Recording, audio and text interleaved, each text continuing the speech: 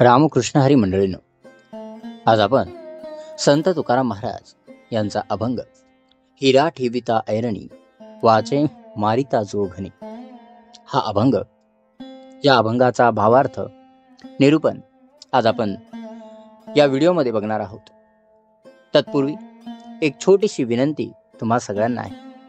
जर तुम्ही आपल्या ह्या चॅनलवरती नवीन असाल तर ह्या चॅनलला सबस्क्राईब करायला विसरू नका. आणि हो, 3 पवित्र शब्द म्हणजेच रामकृष्ण हरी लिहायला विसरू नका. तर चला मग सुरुवात करूया या अभंगाच्या भावार्थापासून. हिरा ठेविता ऐरणी वाचे मारिता जोघणी या ओळीत तुकाराम महाराजांनी हिरा या मौल्यवान रत्नाचा उपयोग प्रतीक म्हणून केला आहे. ऐरणी ही लोखंडाची जाडीवरची पट्टी असते, जिथे धातूवर घन मारून तपासणी केली जाते, त्याला आकार दिला जातो. इथे हिरा त्या ऐरणीवर ठेवून घन म्हणजेच मोठ्या ताकदीने मार देणारे हत्यार, ज्याला आपण हातोडा सुद्धा म्हणतो, ते हत्यार वापरून त्याची परीक्षा घेतली जाते. खरा हिरा या परीक्षेत तुटत नाही, उलट त्याची मजबूती, जळाळी आणि टिकाऊपणा सिद्ध होत. ही प्रतिमा फक्त रत्नापुरती मर्यादित नाही, ती माणसाच्या अंतरंग, चारित्र्य, आध्यात्मिक स्थैर्य आणि सहनशक्तीचं प्रतीक आहे. म्हणजेच कोणत्याही व्यक्तीचा खरा कस केवळ सुखात किंवा वागणुकीत नाही, तर संकटात, अपमानात, अपयशात, प्रतिकूलतेत आणि परीक्षेत होतो. तोची मोल पावे खरा, करणीचा होय चुरा.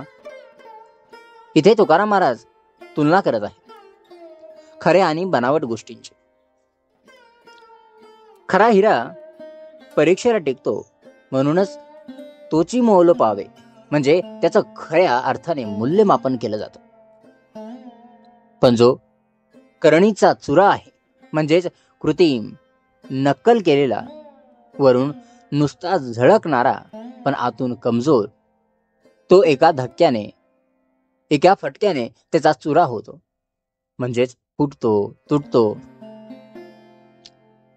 या ओवीतून खोट्या आणि खऱ्या जीवन मूल्यांची भेदरेषा स्पष्ट केली जाते. आपलं जीवन, आपली वृत्ती, आपलं संतत्व हे केवळ बाह्य रूपाने, शब्दाने, वागणुकीने ठरत नाही, तर प्रसंगाशी तोंड देतानाच्या वृत्तीतून ठरतं.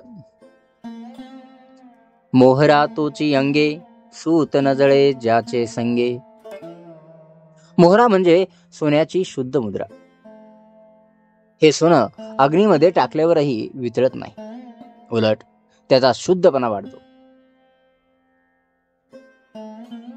इथे तुकाराम महाराज सांगतात की खरं सोनं तेच ज्याच्या संगतीत, संपर्कात स्तूत जळत नाही, म्हणजेच त्याच्या सहवासात असणाऱ्या इतर वस्तूंवर वाईट परिणाम होत नाही. हा संतांचा गुण आहे, जो स्वतःच शुद्ध पण राखतोच, पण इतरांच्या चांगुलपणाला सुद्धा तो जपतो. संत हे जणू चैतन्याचे मोहरे आहे, ज्यांच्या जवळ गेलं की आपोआप आपले दोष, अहंकार, क्रोध, द्वेष हे सर्व वितळून जातात. पण त्या संत स्वभावाला काहीही लागत नाही. तुका म्हणे तोची संत, सोसी जगाचे आघात. अखेरच्या ओळीमध्ये तुकाराम महाराज संतत्वाची सर्वात महत्वाची व्याख्या करतात. ते म्हणतात, खरा संत तोच जो जगाचे आघात म्हणजेच टीका, लोकांनी केलेला अपमान, दिलेलं दुःख, केलेला अन्याय, गैरसमज, त्रास हे सर्व सहन करतो. आणि हे सहन करताना तो कोसळत नाही, कुरकुर करत नाही, रागावून विरोध करत नाही, उलट त्यातच आपलं सामर्थ्य सिद्ध करतो. हेच खरे संतत्वाचे लक्षण आहे. परिस्थितीवर विजय मिळवणं नाही, तर परिस्थितीच्या आघातांमध्येही आपली शांतता, श्रद्धा आणि सहनशीलता टिकवणं. मंडळींनो, आता या अभंगाचा आपल्या सध्याच्या जीवनामध्ये सुद्धा खूप सखोल संबंध आहे. आपण सध्या अशा काळात जगतोय जिथे बाह्य गोष्टींना प्रचंड महत्त्व दिलं जातं.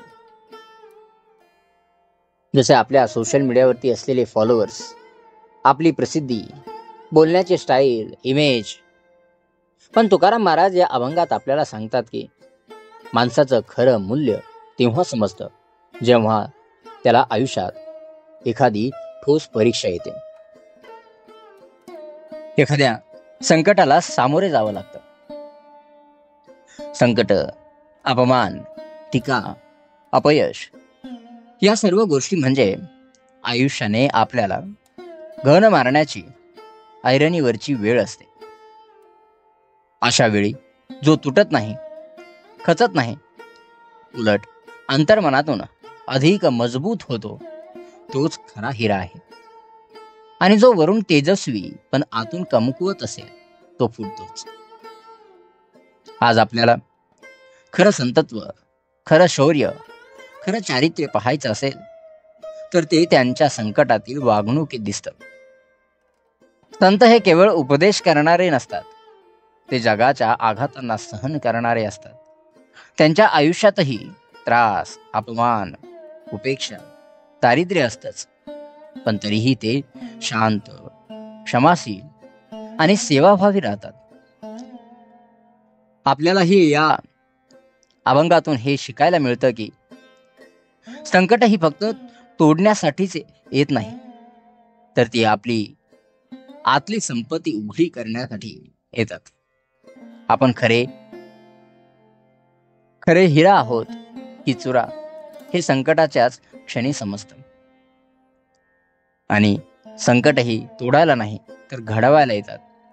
कारण जेव्हा जेव्हा आपल्यावरती संकट येतात, अडचणी येतात, आपल्याला त्रास होतो, तेव्हा तेव्हा आपण घडत जातो, मजबूत आणि अजून मजबूत बनत जातो.